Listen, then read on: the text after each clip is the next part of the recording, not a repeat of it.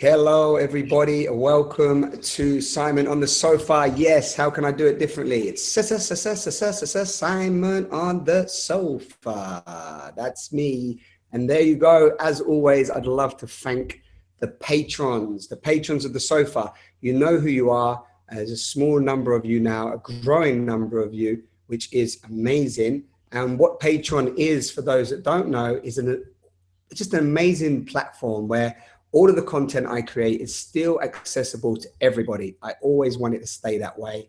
This is for everybody, those that can afford it or can't afford it. This content is timeless and it needs to be accessible for all, because I put this out there as a contribution to humanity's evolution. You know, the globe and evolution is taking us on a ride, and these conversations are my contribution. As if you're into the Dalai Lama or you're into any of maybe the more known messengers in the world that a lot of people follow, and I don't just mean religious, but you know, this century is a century of dialogue. It's dialogue that's going to drive us forward. So the patrons that are contributing to, you know, $1, $2, $3, $5, $10 to each talk that I put live, that's supporting me to continue doing these conversations. So if they're benefiting you and you feel like supporting Simon on the Sofa, then head over to that link, patreon.com/Simon on the Sofa, and there's a video there and all the instructions. And the computer that I'm on today, you would be happy to know that half of the contributions from the patrons has supported me to invest in a new computer, well, a refurbished computer. So there you go. It's working, everybody. This is how we co-create. This is how we collaborate. So today I'm with somebody who you may already know, Mr. Marc Itzler. Hello, Marc. How are you? Hey, Simon. Yes, I'm very good, thank you. Very well indeed. How are you? Lovely to have you back on Simon the Sofa. This is the second conversation we're having on Simon the Sofa with Marc. Some of you might have seen the first one. And also Marc was brave enough to show up for me on the Dialogue, which is a series of naked dialogues where we show up starkers in the nod and have a conversation about nakedness. Not many people have jumped to that, but you know what? My good friend, Mr. Marc Itzler here, did. And that was another amazing conversation. If you haven't seen that, please head over. So in this world of technology and information, and in this world of we want everything fast and we want the quick like button and we want the quick fix and we've become addicted to the dopamine hit, there's a saying that says, if you're not interested in this conversation in the first 60 seconds, then you're probably going to switch off. So potentially I've already lost a few people that have plugged on. But when I say lost, I'm really not interested in those people that are just after the quick fix. These conversations are for those of you out there that want to drop deeper, that want to really explore the human psyche, that want to explore where we are as a collective, want to explore what it means to be human, what it means to live a liberated life, what personal freedom really means and how we obtain it, how we embody it. And this good friend of mine, I met a couple of years ago, we've continued our dialogues, and he is not only somebody who's out there helping people, supporting people. We don't really like the word help, but facilitating, making easy, supporting others to go on that personal journey. And he himself is always been on that journey and is transparent and full of wisdom in my world anyway. And I always love what Marc brings to my own personal evolution. So today we're going to jump in with a topic that really Marc brought to the forefront on our last conversation, which wasn't recorded, which is courage, power, and rebellion. So Marc, what I'm going to do, as always, you know how these conversations go, but if there's anything that you feel needs to be shared prior to whatever you want to jump into, but I'd love you just to, you know, whatever's flowing for you, but around courage, power, and rebellion, because I know that's also the name of your next 2-day event in London that's coming up in April 2016. So feel free to, let's just jump in whatever you feel to throw in the pot. Okay.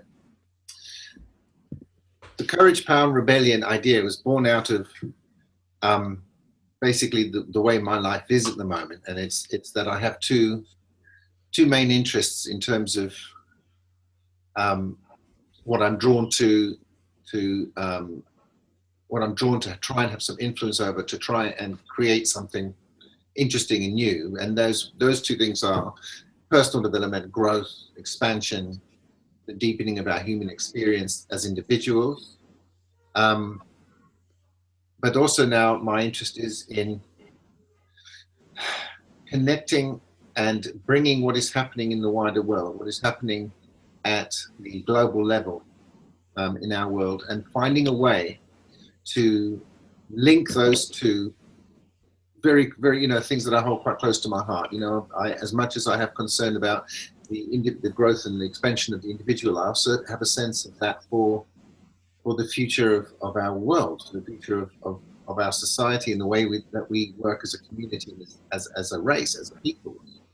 So I was in having a lot of thought and in deep contemplation about how those two topics relate to each other within me. What is it that is, I think Eckhart Tolle talks about an inner and outer purpose, alignment of the inner and outer purpose.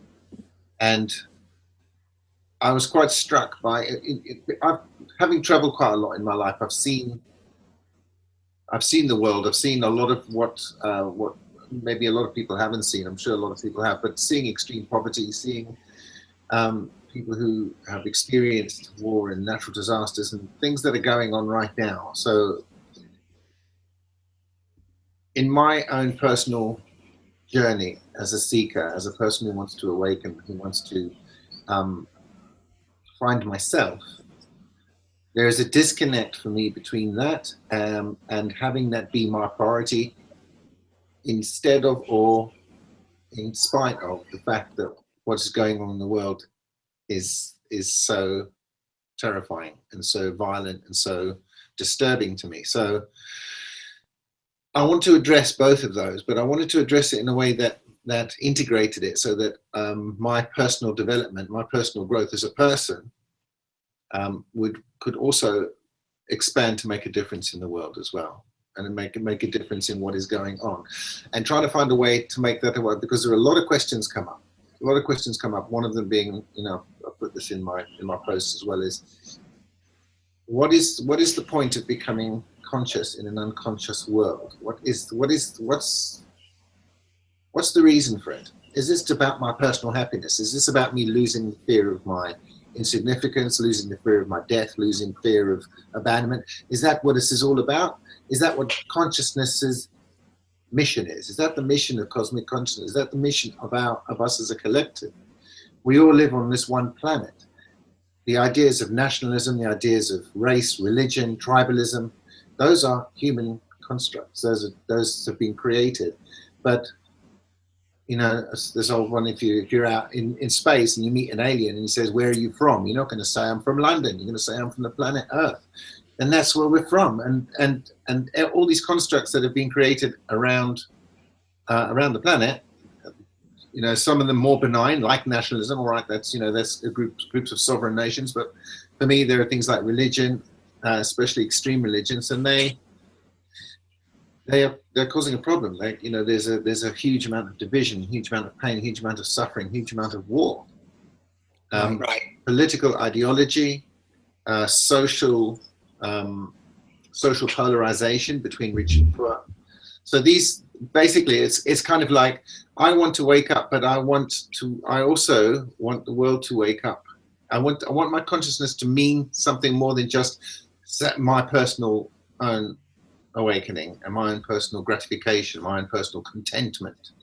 Yeah. It's basically, it's like this: what good is it being awake in a world of violence and unconsciousness?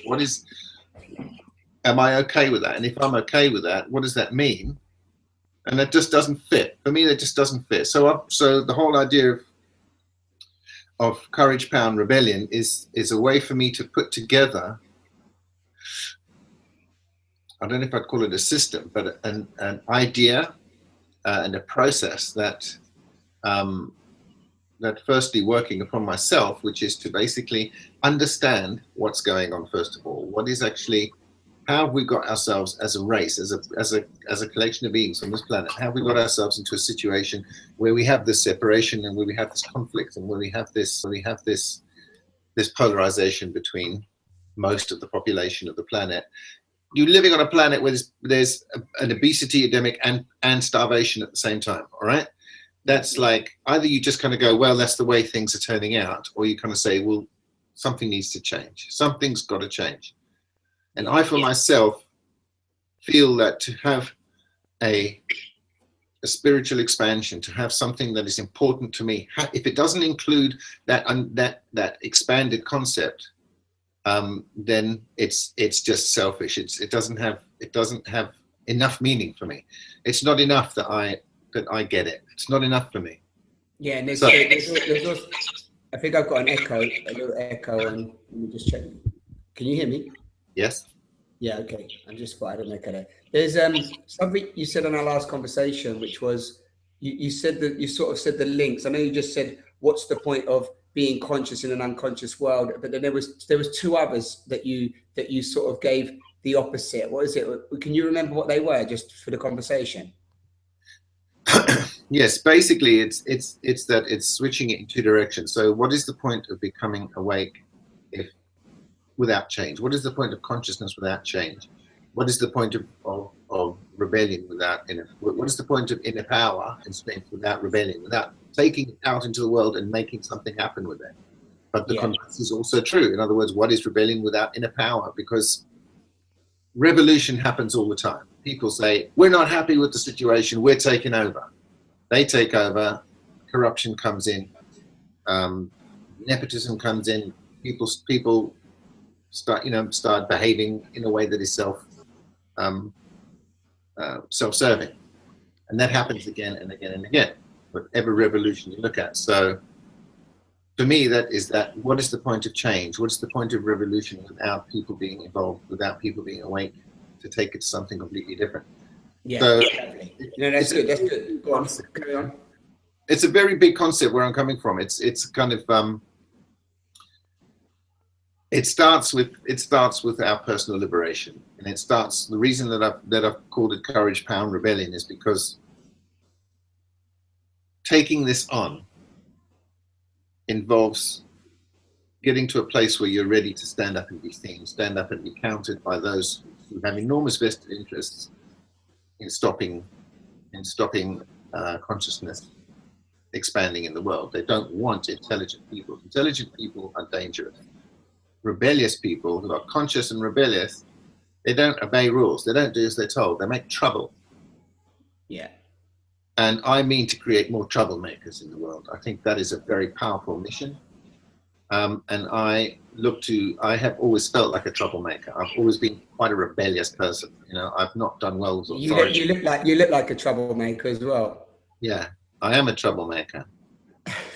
And it's got me into trouble. But the point is, it's not changed me. It's not made me somebody who's like going to back down. And, I've always been my own boss. I've always wanted to, I've just not not been good with authority. I've not found it easy to be, to just surrender and be a pawn in the game. It doesn't feel right for me. It feels uncomfortable. But actually, yeah, sorry, I cut you off there. You said it doesn't feel right for you. Just finish your sentence. That's all. That's yeah. That. So, okay, because there's so, as always, there's a lot of juice there, but it's funny because you were saying, and you were saying about all the things you were saying about what's the drive of consciousness and where are we at in terms of almost action from awareness, and what's the point of having awareness and then preaching to the converted and so on and so forth. And we're in this such a space of transition and crumbling of many systems, structures, and I've got a bit of an echo there. Let me just check. Hello. You might have to, if in a minute, just if you're handy, if you have earphones handy, Mike, it might be awesome. I don't have any handy, so let's see. No way, that's all right. We'll carry on. I moved my mic away. So yeah, when we're talking about this, two or three things come up for me. And it's one is that, this sort of talk of that the dance of that we can change in this sort of whatever 3D world, in this reality that we're in right now, in this state of evolution right now where we are, where more and more people are becoming on a mass scale more aware of the psyche, more aware of the ego identification, more aware of what we've been driven by in terms of our conditioning and our psychological conditioning, and more awareness coming out at how structures that we've all grown into are clearly not being for the people, let's say, right? So again, many people talking about this across the field. And so you've got many different messengers and sort of lots of people sort of dancing in an ocean of, you could say, unknown and uncertainty and confusion, and trying to dissect certain things. And of course, it's so vast, you know, like, as you know, from people awakening and having more conscious awareness, and then, you know, different people talking about different things. So there's like this collective energy, you know, like there's like an impulse of evolution, and the evolution is happening. And then there's many, I know you've explored many different you could say perspectives of reality. And, you know, there's obviously one essence where, you know, the ego drive of needing to change and it's out there, or the masculine drive of like, we need to change, we need to fix this, there's problems, we need to solve it. And then there's also this energy of sort of letting go, and realizing that we're not our identity, we're not our stories, and that we can actually detach ourselves from all of this noise and story and delusion or illusion. Again, these words are being thrown around here, there, and everywhere, right? And that within that, people are not really knowing, in my experience, how to act, how to show up, where to go, what choice to make, and so on. And I remember you just said something there like, what's causing that? Why is there, you know, extreme poverty on one hand, and then, you know, these obesity epidemic on the other hand? And then at the last of your conversation, you said the word authority, and that you're a rebel to your own right, and that you're a rebel in your own right, and you're a troublemaker in the essence of, and I know what you mean by that, not that you just want to go around causing trouble, but that like you said, you don't want to accept the sort of domination of authority, right? And so when you said authority, I thought, well, you can feel free to jump in on anything I said there, but could it also be that it's the authority, it's this authoritarian states and this authority that's constantly tried to suppress the individual and not allow them to be liberated and free and conscious and intelligent and to be sovereign, that is actually causing, at the core, causing all of this, you know, mass imbalance across our humanity? That's an interesting point. Authority. Now, Michel Foucault, who is a philosopher and has written a lot on power and where power resides, and he's argued that power doesn't reside with the authoritarian regime or dictator. It doesn't. It exists within our agreement. The power exists because we comply. Right. Right. And everything that holds together, if we look at the mighty monsters of the modern world, the economy, the military, religion, sovereign nationhood, all of these rely on one thing: agreement. Yeah. Right? And the only reason they can continue to exist is because everyone agrees that they should. Exactly. Acquiescing. Right. Well, acquiescing, but actually, that for me is the source of the power. That's where the power lies. Yeah. In the compliance. The compliance happens, you know, you're saying that, you know, that these authorities, you know, they try and control us through media, they try and control us through fear mongering, through whatever way that they can get their information across to separate, to divide, because they want control. But they own the need for control through religion, through politics, through economic control. Control always has one motive behind it: it's a strategy to work against powerlessness. Right. And then, okay, so with that, let's stay here for a minute, because it's a very nice place.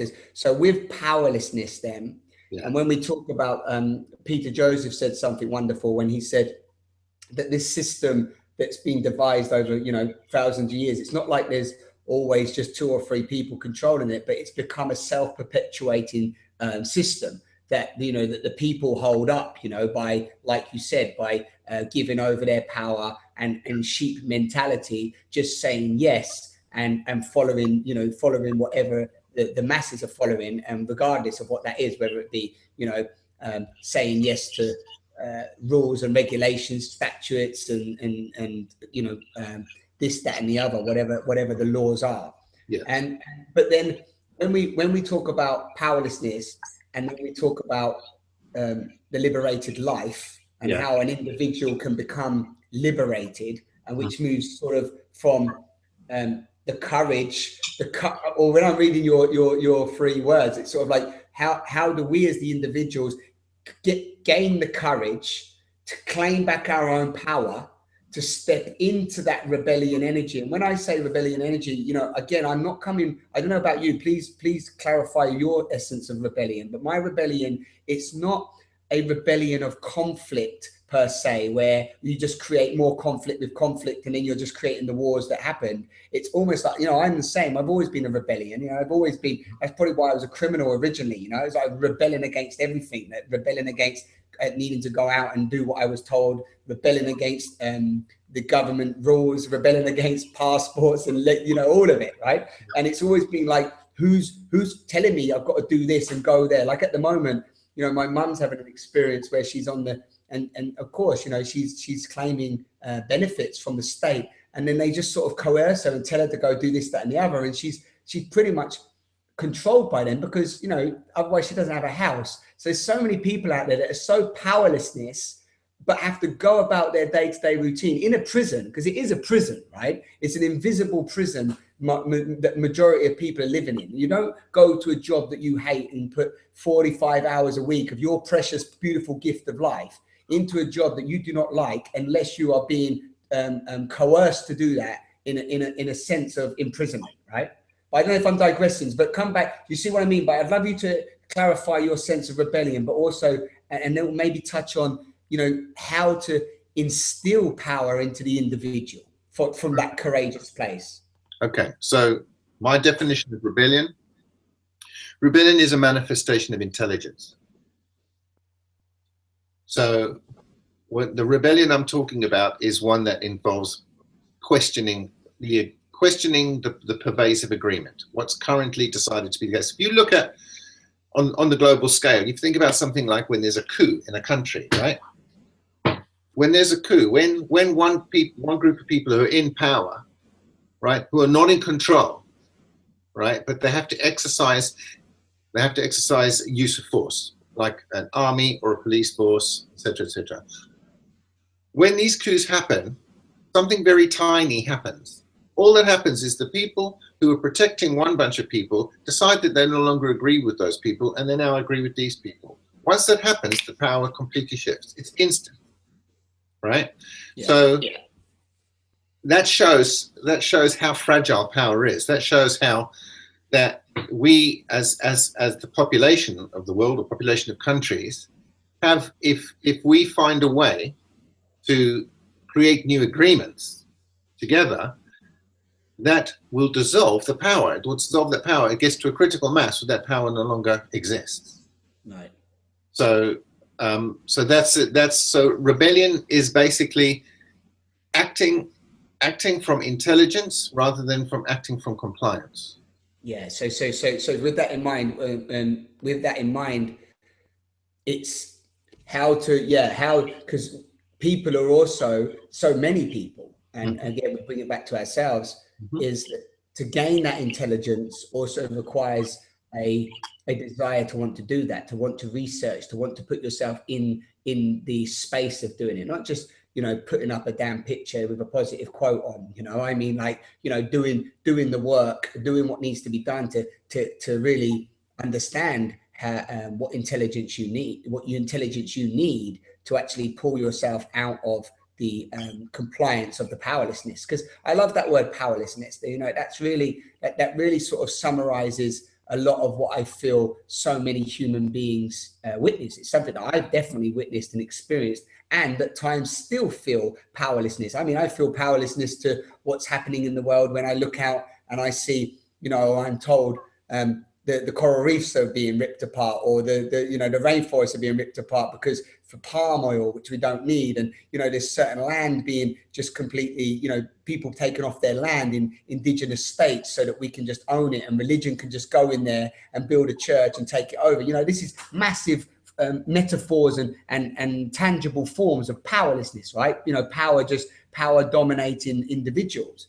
But then that maybe that leads me as well, as I'm saying that, is, you know, are we just in the transition of consciousness as a collective, which is evolving, Mark, and that you and I have found ourselves alive at this time? Like some people found themselves alive in the middle of World War I, World War II, whatever. And you and I are finding ourselves alive in, you could say, a war, you know, I don't know what I would call it. It's like a World War III going on out there. There's more wars on the planet now than there ever have been. You know, it's like people go, "Oh, we're not experiencing war," and I'm like, you know, you said this the other day actually about the apocalypse. You said, "What do you mean we're not experiencing it?" Maybe I'm bringing that in, but what's coming up for you? But do you see what I'm pointing to? It's like we're making out in the West that we're so privileged in the West that we don't think there's much war going on, but there's more wars going on in the world now than ever before.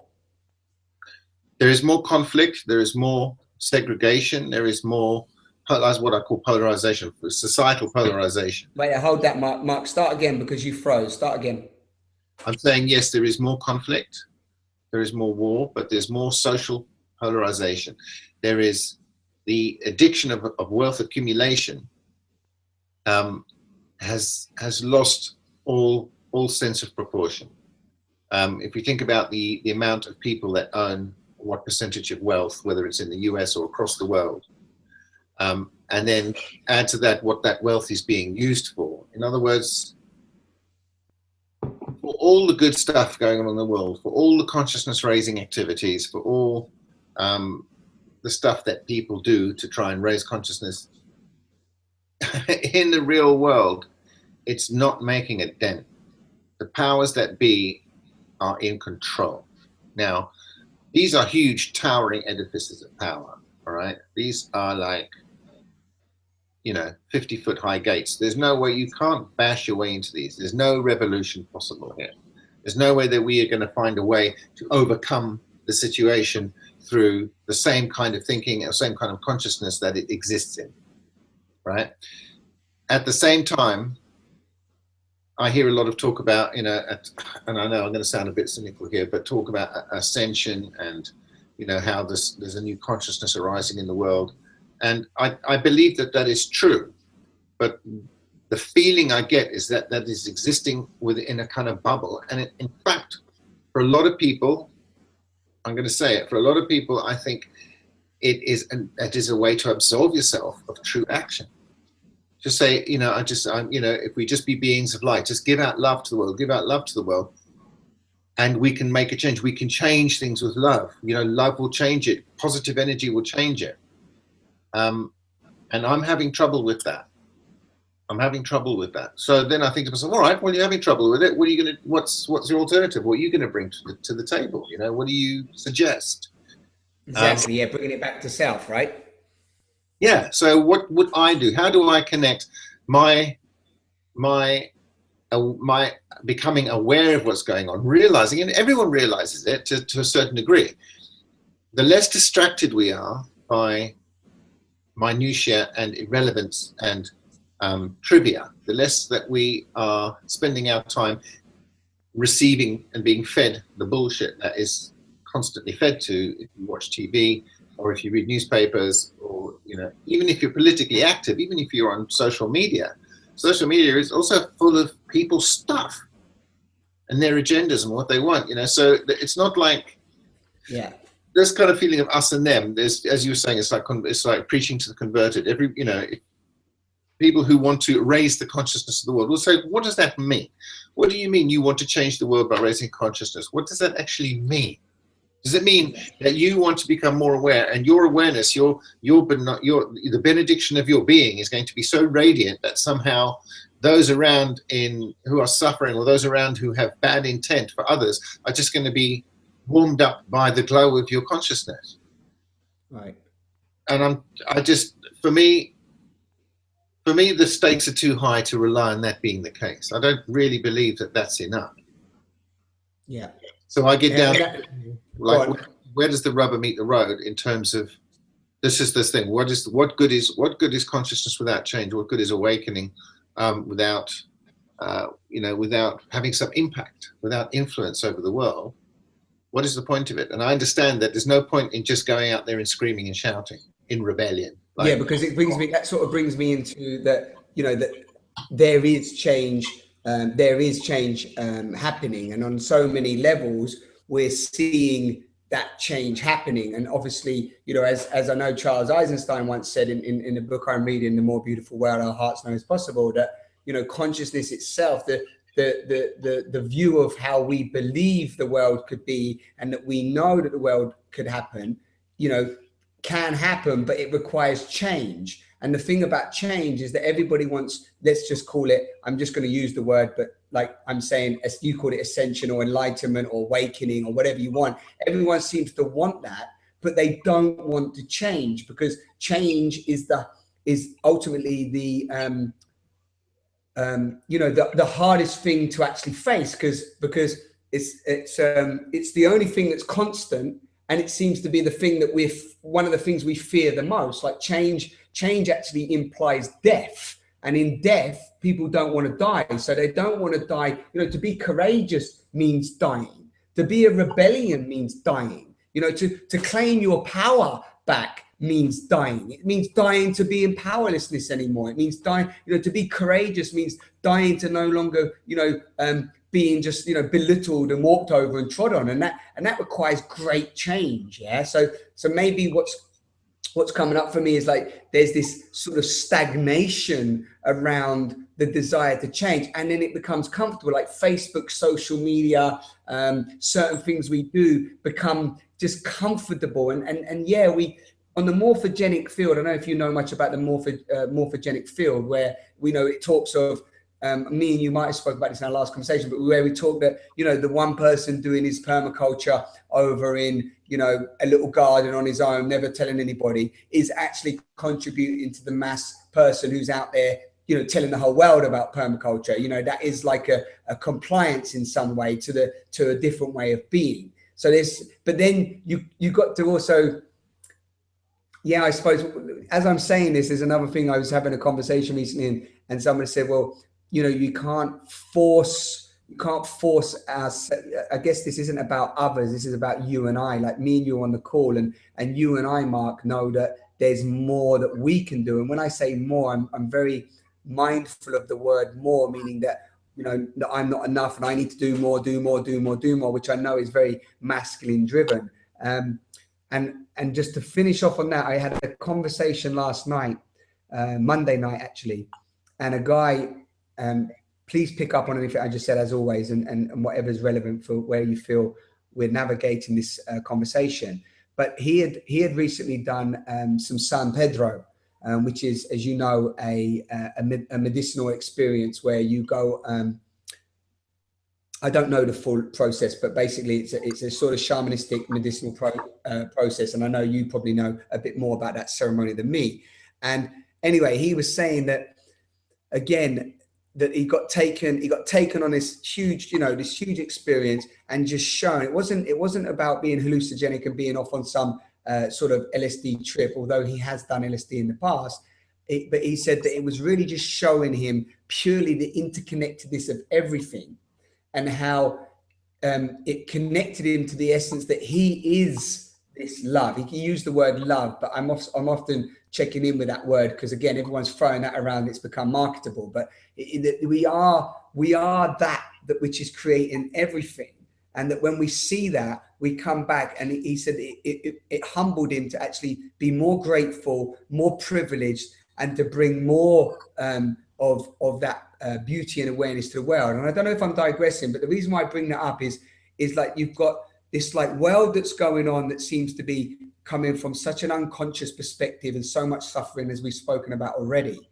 And then you've got this sort of different people exploring with, you know, spiritual, I don't even like the word spiritual really, but spiritual stuff, shamanistic journeys, you know, like you said earlier, love, the concepts of, you know, we are not our identity, and we're an illusion, and so on. But anyway, drop in something there. That's where I'm flowing. I tell you what I can drop in there, and that is, for all the stuff that you've just described, for anyone who says that it's currently making an impact, I would ask them to show how that's working. So if everything that they say is true, if one little thing we do has impact there, and that, I understand about our cosmic connection. I understand about the one connection. I get that. But I don't think that's as relevant as some people think it is, because what is, I mean, if we just look at the situation, we live in a Western society. So most of the people that would watch this, most of the people that would be, I suppose, interested in these subjects would be living in Western society. So currently Western society is, I'm in my house here, I'm comfortable, there's food in my fridge, there's, petrol in my car, I know the shops are full of food.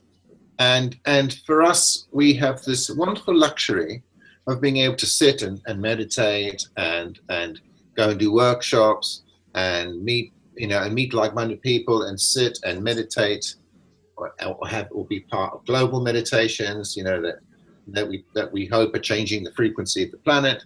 And that's a great thing. Meanwhile, for most of the people on this planet, the apocalypse has started. The nightmare, the hell on earth is already happening. All right? I don't know what percentage of it, but I would wager it's probably about 70% of the population are in survival struggle.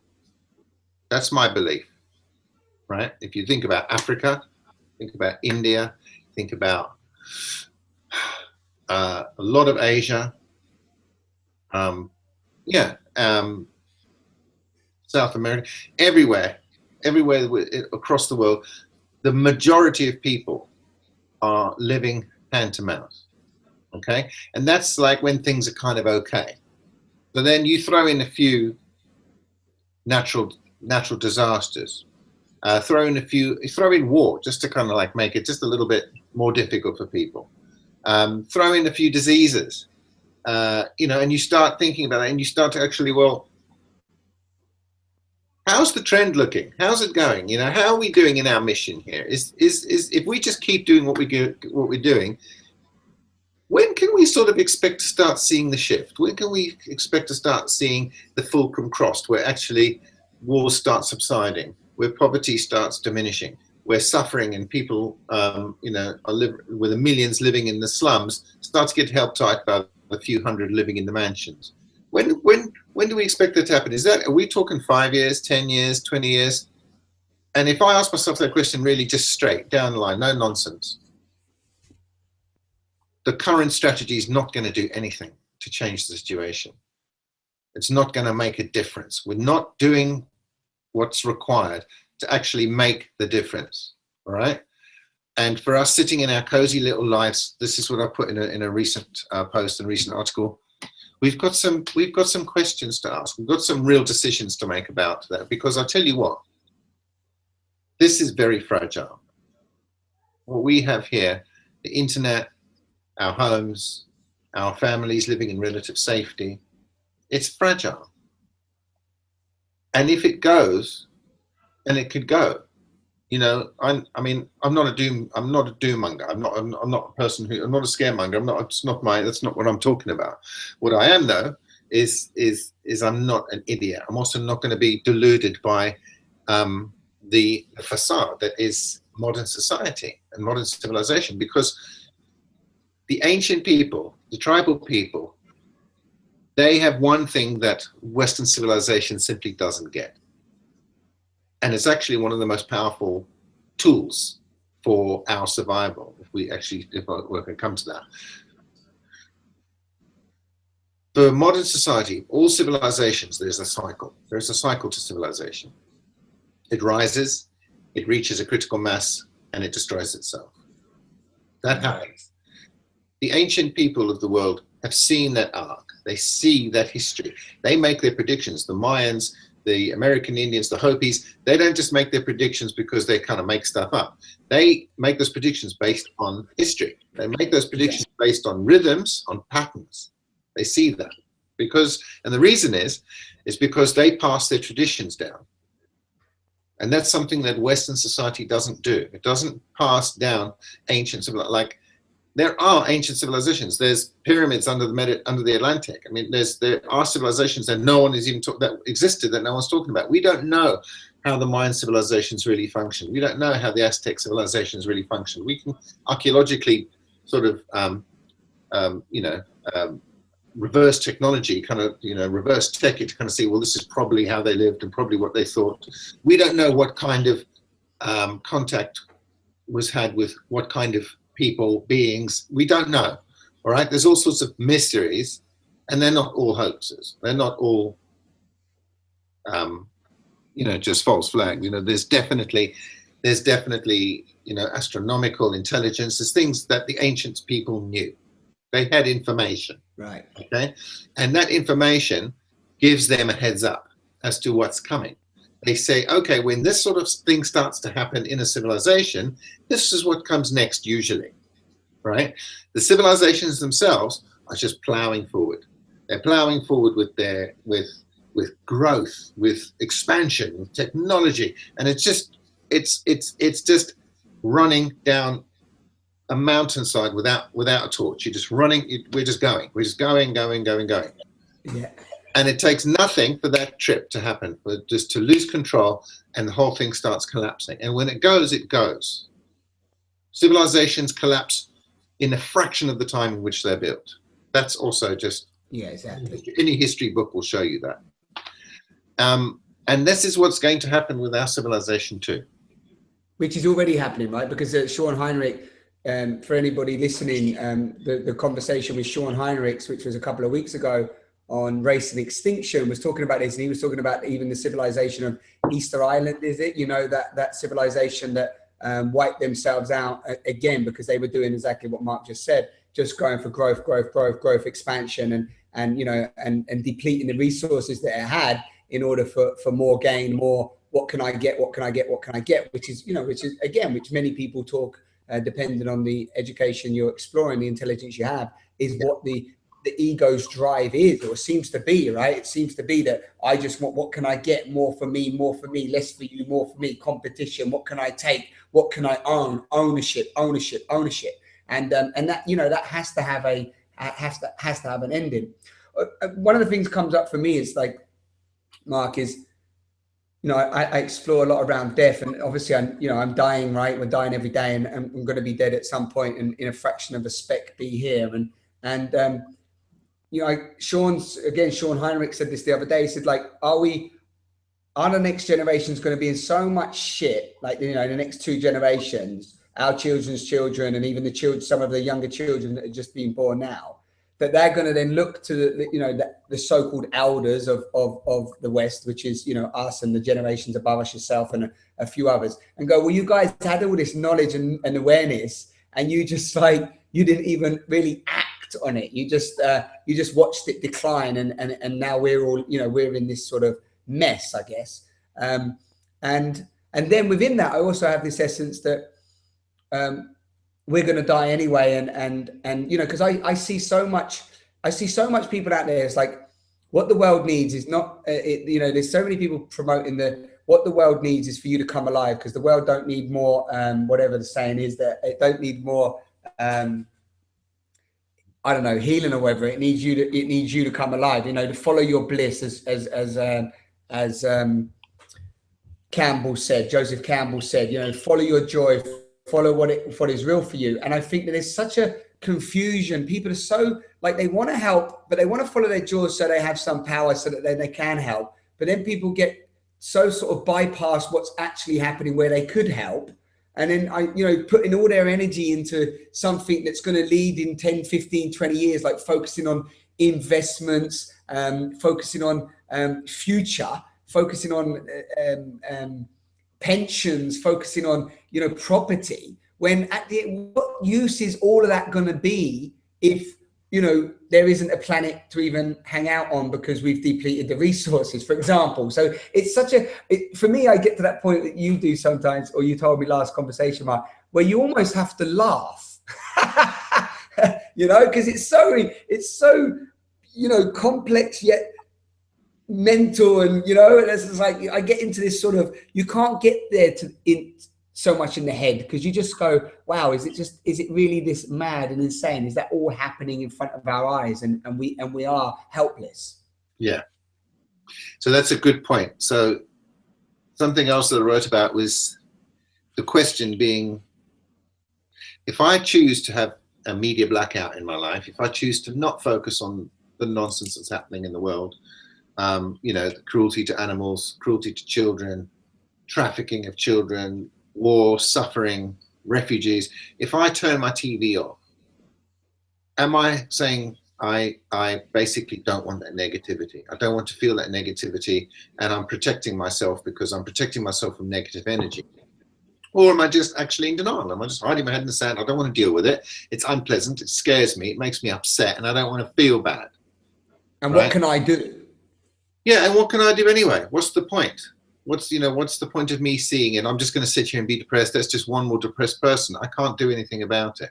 So I think that one thing is a great distinction to make, and a great concept is to take away what you were saying about eventually gets to the point where you've got to laugh. But a lot of people have there's a connotation around laughter, that laughter is frivolous, that laughter implies that we're not, that there's complacency, that you're not taking it seriously.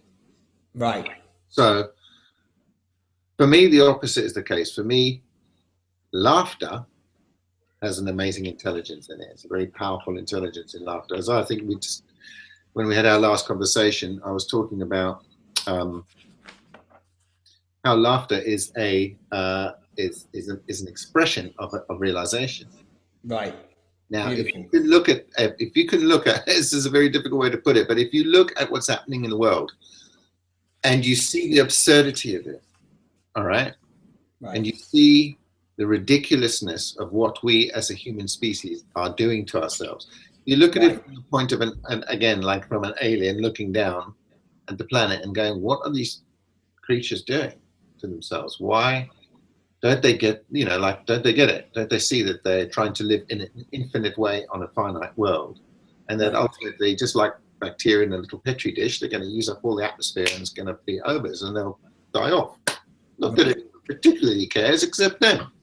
Yeah. Little bacteria, the universe doesn't really need us, as much as we would like to think ourselves as cosmic beings, expanding into the vastness of the universe. We don't really know what we're talking about when we say that, to be honest. But back to the thing about how we respond to negativity.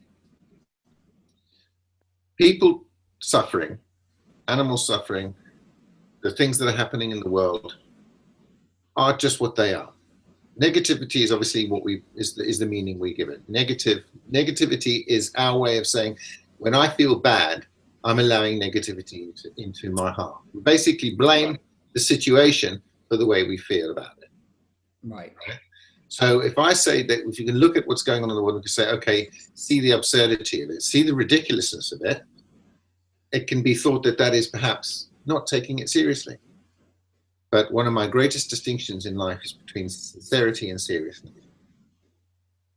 And one of the most important. Say that again. So just say that again, clear for the listeners. Between sincerity and seriousness. Yes, that is a very important distinction to make. And the reason it's really important is because when we get into a serious state, we operate from fear. We're operating from a sense of danger. We're operating as if we're in a sense of danger, and we will move to protect ourselves, like avoid it, move away from it. That's a natural human instinct to do that. If we can hold on to the sincerity, but let go of the seriousness, right? What that does is it turns a evangelist into an enroller. It turns somebody who is screaming, we've got to make a change, and driving people nuts, to somebody who is, in the way that they are dealing with it, becomes very attractive to people, right? Right. So it becomes, when I'm talking about courage, power, and rebellion, it's not about it's certainly not about conflict, and it's not about being serious about the situation. It's about getting very sincere about it, but as I've termed it, turning towards the storm without losing our humor, without losing our joy, without losing our sense of perspective. Yeah, beautiful. Right? And I want to, can I throw something in there? Go ahead. Yeah, because what I'm just writing some of this down as we're talking, and I love that it's come down to this, and I can feel I don't know if you can, but I can feel the not to get too esoteric, but I can feel the shift in the energy of the conversation, meaning that, I know like some of the stuff where I was going is head stuff and so many different views, and that can become confusing. But what I love when you said, when we brought it back to the laughter and the sincerity and the seriousness, I love your distinction that you just made there, because it's so true. The seriousness scares the hell out of people, right? And like you said, it just puts them straight into the fear, right? And the fear, as you know, on the workshops, the events and the workshops that you and I have been on together and done, is that if we don't understand and have intelligence about what even fear is, we're governed by that, which also plays into what we said at the beginning around the powerlessness. That's all part of being too scared to be courageous and rebellious and what our topic of today's and have courage, right? Fear holds us back from courage. Courage. Can't remember that you told me the definition. Courage. What is it? The Latin, or what's courage? What does it actually mean again? Can you remember? No, I don't think I gave you that distinction. No, you didn't. No, so it must have been. I think it was Polly Higgins that was talking. But again, courage is like having the ability to really respond to what it is that you're experiencing. And as I was writing here, you said it's a lovely term, the evangelist to the enroller, because if we're bringing this back to where you are and the invitation that you're bringing people into, and really the invitation that I am the same on the retreats and workshops, and I know that this 2-day event that you're doing, like, this is our contribution to bring people together so that we can become enrollers, right? That we can become, again, going back to the recent conversation with Sean Heinrich, how can we start with one thing? How can we make a decision that we really are responding to what we're seeing, on a very, and I want to say this now for people listening as well, because a lot of people come onto Simon's Sofas and maybe they come from a spiritual, so-called spiritual background, or following, but whether there's many multiple dimensions, and whether we can, we're light beings and we're a hologram, and we can just go off and go into another dimension, or maybe we can have an out-of-body experience, and maybe there's even life after death for some of the believers that are watching this. Whatever the context, what I like to do is really ground it down on a human level, meaning that whatever that means for you. But like right now, if somebody comes in the door and shoots a gun in the side of my head, my so-called brain and everything here splats over the wall here, and I am no longer existing. As this form here as you see me.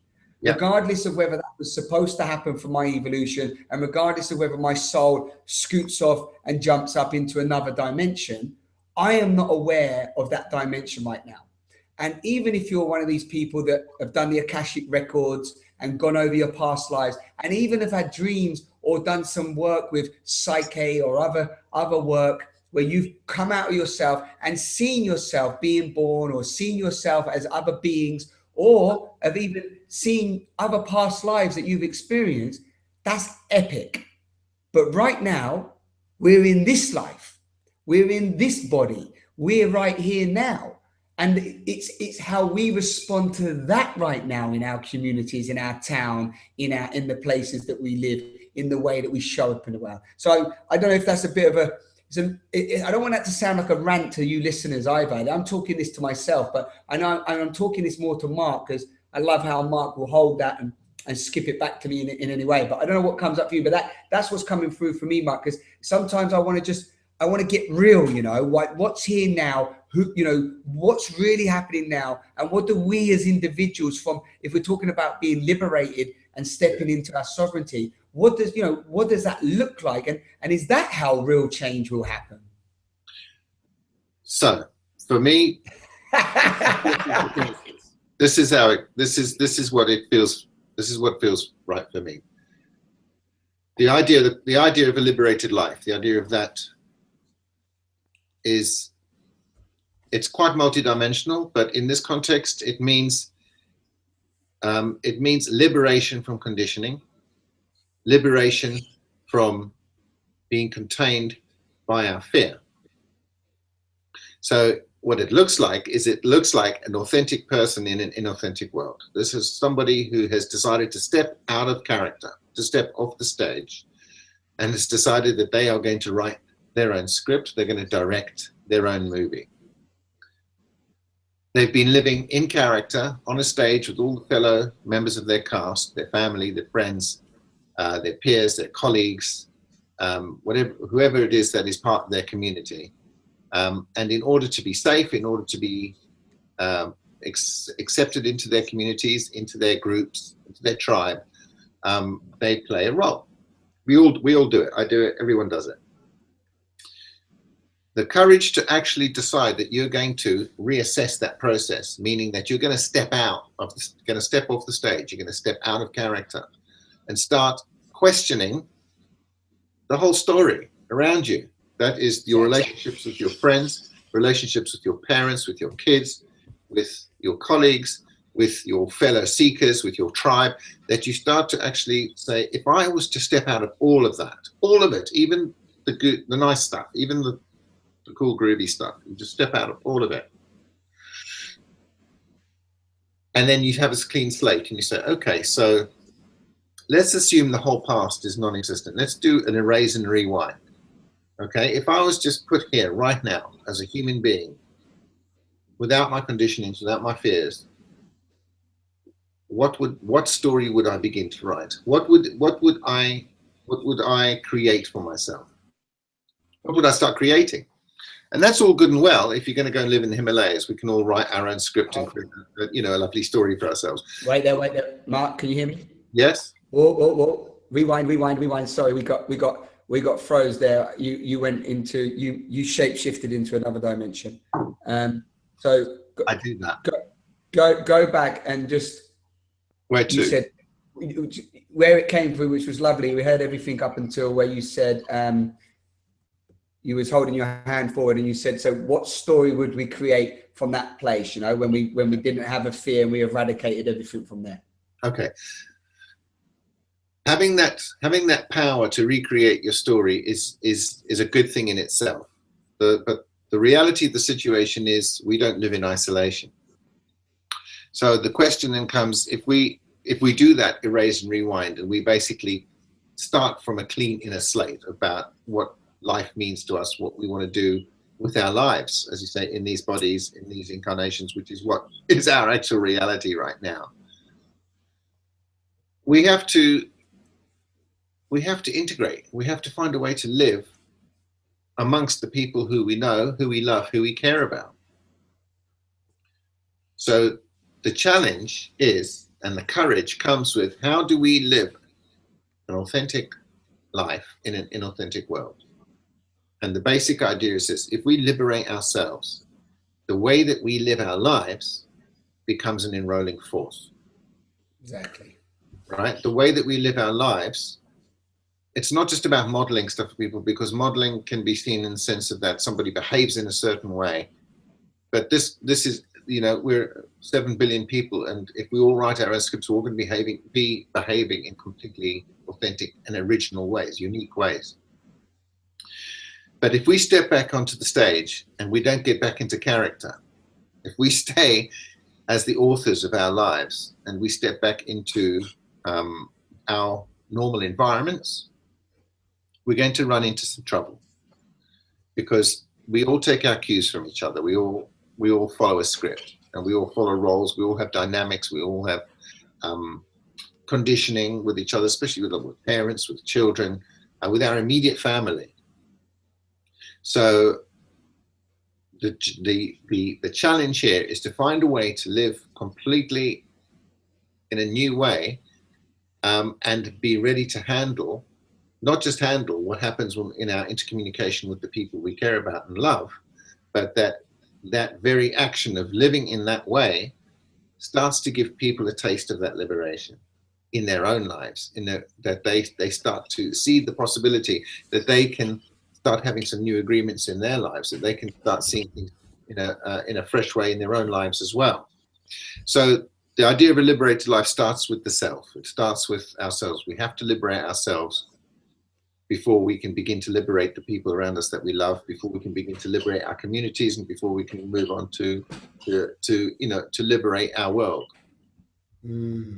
So the idea of changing the world for me is, I think, is a false. I don't think that's going to happen that way. I don't think there's this kind of a concept of good and evil, of destruction and creativity, of unconsciousness and consciousness, the duality. And I don't particularly prescribe to that. I don't think we're all going to, reach this point where either, consciousness will overcome unconsciousness, where love will overcome, evil and darkness, and light will overcome darkness. For me, that feels a bit like a fairy story. It doesn't feel real. And also, just to throw in there, it's also, if we look back over history with everything that's been there, and just the insight and intelligence we have from that hasn't how it's ever been, right? And unless people even say that maybe there was this one utopian vision one time, and when people were living like that. But it's more, I more like the idea that, like you said, if we think about the individual, if we think about me right now, regardless of what I am beyond, I don't know how I didn't personally create my body, and I didn't create my internal organs, and I didn't create myself into this form and say, I don't recall saying I wanted to choose to come down into this body. Yeah. I personally haven't had that awareness reach me yet. So whatever I am here speaking, yeah, it's, I'm here, and I seem to have made a decision today to come down here and put on this computer and talk to you and so on. So there seems to be some sort of choice and some sort of response that I can make to certain things, right? So with that in mind, when you say about liberating yourself is the first basis, and we all talk about, the inner transformation contributes, like you said, roles, you become the liberated life, your way of life. You enroll people from just being that, right? So the inner transformation contributes to the outer transformation.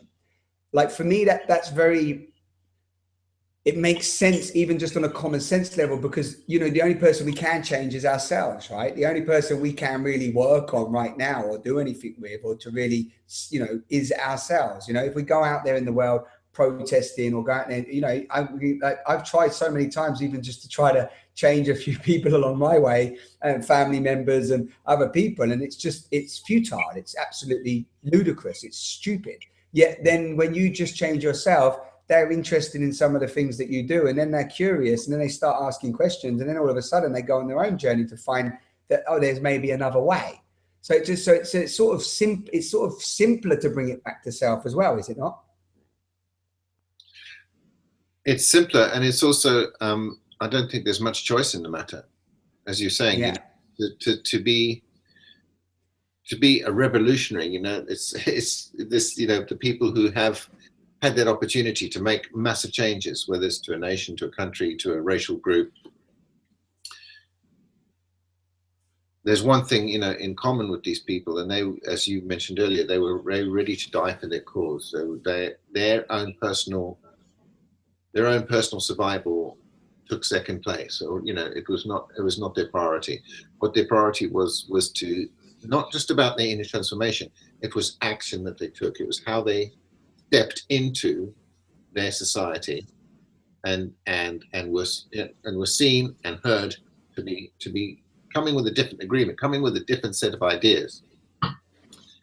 And that's basically what it comes down to. But it takes having some understanding of how we're working internally to be ready to stand and have that courage to be able to stand up and say, this is how I'm going to make a change in my life. This is how I'm going to make a change in what happens around me.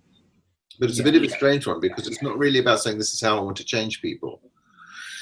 No, you don't, and you don't do it, and you don't do it, and you don't do it from that place. You don't do it from that place of I'm doing this to change the world, and I'm doing this to change the people. This has to be a decision based on you wanting to expand, right, or evolve, or like you said, liberate. To free yourself from the confines of our conditioning. And no matter who you are and whoever is listening to this lovely conversation, is that to really explore what conditioning means and what fear means and how we are socially and individually oppressed is a great place to learn. I mean, Socrates and Plato, as if you've listened to a lot of my conversations, I often bring up Socrates and Plato, but this idea of the cave, they were talking about this Plato's cave, 2,500 years ago. And this is not like some new knowledge. And in fact, sometimes when I know that, I look back and go, well, they were talking about it back then, and humans it don't seem that humans really evolved and listened too much to some of these philosophical wise men of the past. But within that sort of maybe bringing it to a close, Mark, as well, or bring it down a little bit, because I know that I'm going to go on to another call soon.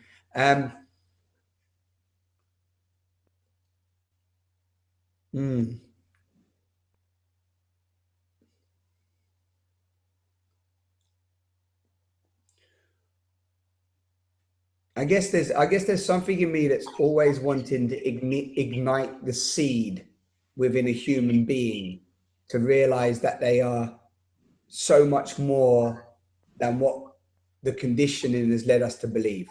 And I mean, like, way beyond the identity. I mean, the way that you said sort of erase and rewind come from that sort of 0 point of who we really are in this moment. Like, we are this like life force, this permeating, vibrant mystery, which is so beautiful to explore. And we get all these sensations, and life is such a gift. And it was Stephen Jenkinson that said, and on his beautiful video, Making Humans, or maybe the one called The Meaning of Death, where, it's not about whether I continue. It's not about whether Simon, continues. It's really about whether life continues, and that really death feeds life. And there's something like really profound and powerful in that statement, is that, we really have to die in order to really birth something new and to liberate ourselves. And I know I mentioned that in today's talk, but that's that's what's coming through me now, in the sense of maybe saying, if you're listening to this out there, it's really okay to die to these identities of society and who your family wants you to be, or who you think you should be. Like death can be, it's a beautiful process. And I'm talking about just dying to whatever it is, a job, a relationship, a town, a country, a concept, a project, an idea. Like, there's real liberation in that. And I think I just wanted to maybe throw that in there. And if there's maybe anything you want to, in closing, share around courage, power, rebellion, and what's arising for you now, Mark, that would be lovely. And that, and how are you feeling in general, just in this moment? How are you feeling from our little dance? Okay, good. I would like to say that there is something else that the ancients have and value, that is something that is being lost in modern society, even though we have such a powerful amount, so much conflict and such powerful militarization of nations and countries, is the concept of the warrior. And the warrior as an ancient symbol is somebody who has come to terms with that death that you're talking about before they go into battle. And it can be about, this can be in the Nordic sense of the warrior. The warrior is in a battle with themselves. They're in a battle with their own inner turmoil, with their own honor, with their own integrity, with their own truth. And that, for me, is more that's what a liberated life means. It means stepping into our warriorhood, into our warrior nature. And that doesn't mean that doesn't necessarily mean that it's an aggressive or confrontational paradigm. It just means that that you stand strong. You stand strong in your power, and you're an immovable object.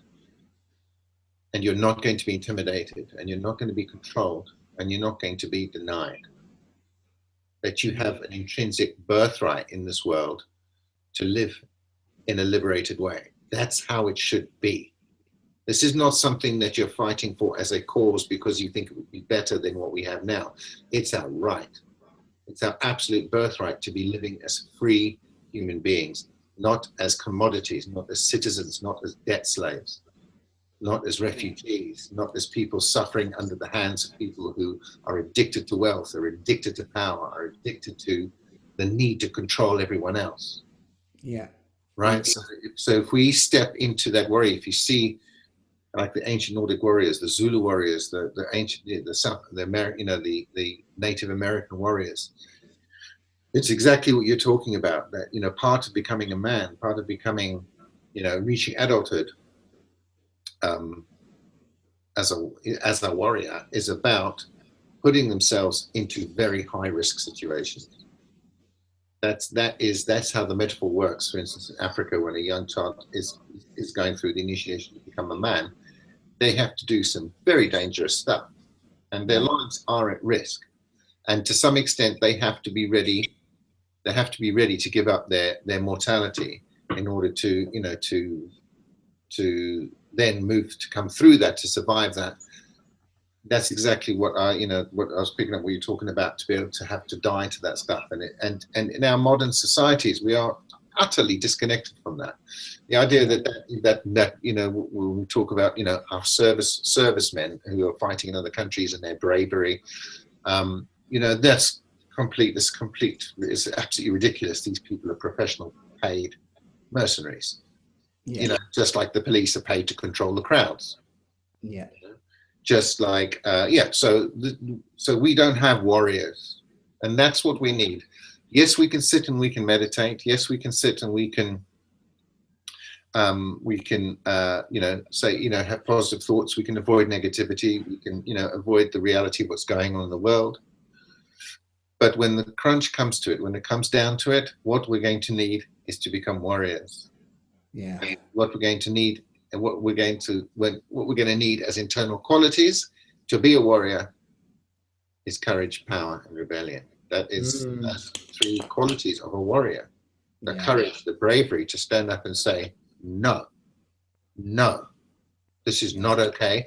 This is not your place to tell me how I'm going to live my life, where I can live, what resources are available to me. This is my planet. This is my air. This is my water. This is my land. And you have no right to take it away from me and control it. It's not okay. And to have that courage to stand up and say it, and to have your full power because you are not afraid, because you are ready to give it all up for that right. That is the last thing governments want to face. That's what your Martin Luther Kings are. That's your Nelson Mandela. These are the people who just will say, I don't care what you do to me. Lock me up. It doesn't matter. Shoot me. I don't care. What happens to me is because it's just saying what Polly Higgins says with it's literally saying enough, no more. And there's been massive moments with massive messengers along the way, both masculine and feminine, women and men. And again, when we mention the warrior here, this is not excluding the women. It's finding the warrior within all of us. No gender here. It's about just the energy of the life force, right? It's the warrior within. And I like what you said there. And it is enough, no more, which again, Polly Higgins, as again, some of you, if you don't know Polly Higgins, you can view the conversation I had with her, 2 conversations with her, or just Google her. But, she's out there working towards a law, and she's working in this system to bring a law through for ecocide, which is a huge stepping stone. But even beyond that, she's talking about, again, sovereignty and saying enough, no more. And we need to say that in our relationships, in our communities, in our local towns, and so on. It's a way that we can really step into that. I like what you said, warriorhood. And there's just one thing here. It's just something to mention here, is that initiation is being completely lost in the West, and especially for our youth, you know, for our teenagers. And, you know, I think about me. I mean, I went for a number of initiations, but they were slightly more, I would say, unconscious initiations. But, you know, these real authentic opportunities for men to hold space for men, women to hold space for women, and really support and nurture, you know, from a tribe. Maybe tribe's not the right word, but from just a supportive perspective, is really lost in our culture. And I feel that circles is what I do and what you do. And I know we spoke about doing, you know, some men's work together in the UK. And I feel that there's anybody out there that's thinking of doing this yourself, you know, get it together, get groups together, bring people together to feel supported in circle, to just listen to where people are at, to hold a safe space with no judgment, no blaming, no personalizing, and just, you know, working on new agreements, as Marc said. And also, you know, you want to read a book about agreements, then read the 4 Agreements by Don Miguel Ruiz. It's a great starting point of how to really look in ways to show up in our communities and start anew. Amazing, Marc. Super conversation. I feel filled up myself and very beneficial. I've, as always, taken a few notes here. I remember something we said on our last call, and maybe I'll read this out if you're happy for me to do that. Mm-hmm. So the only way you can live an authentic life in an inauthentic world, the very act of liberating yourself, which I know Marc's already said this, but I loved it, liberates the people around you. And this act takes you to a deeper level.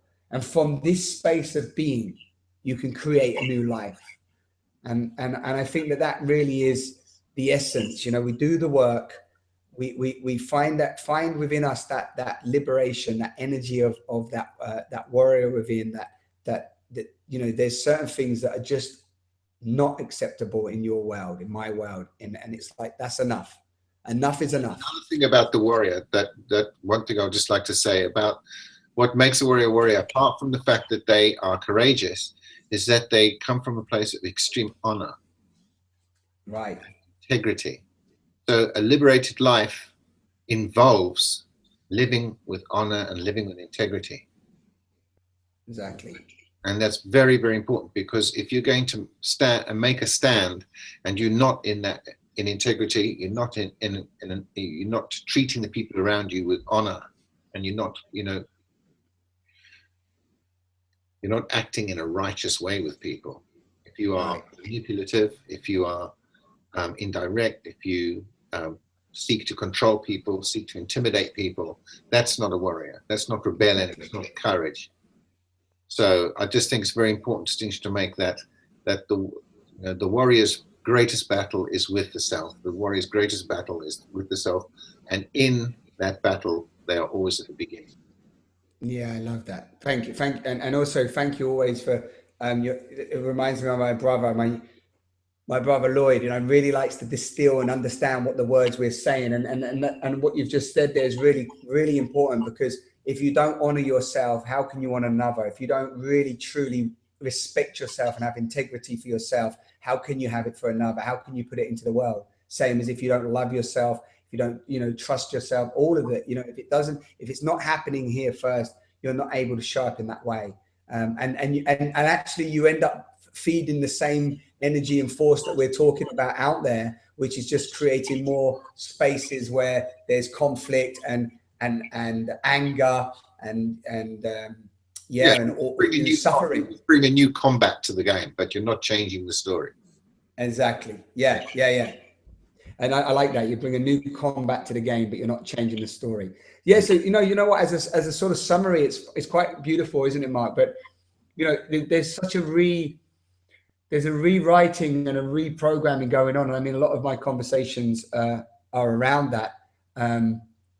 But there really is a huge, you know, this for me is the new education. When I talk about transparency, I sometimes call it the language of love. And we all want to learn a new language. Like, it's beautiful to learn a new language, you know, learn whatever, Spanish or French or whatever it is. But the language that we need to learn right now is this universal language. And this is that language of integrity and sovereignty and honor. and, you know, and trust, you know, yeah, that's the universal, this is the language that we all need to really embody and come into those safe spaces where we're not blaming and assuming, and we're writing new agreements. That for me feels where the liberation is. Yes.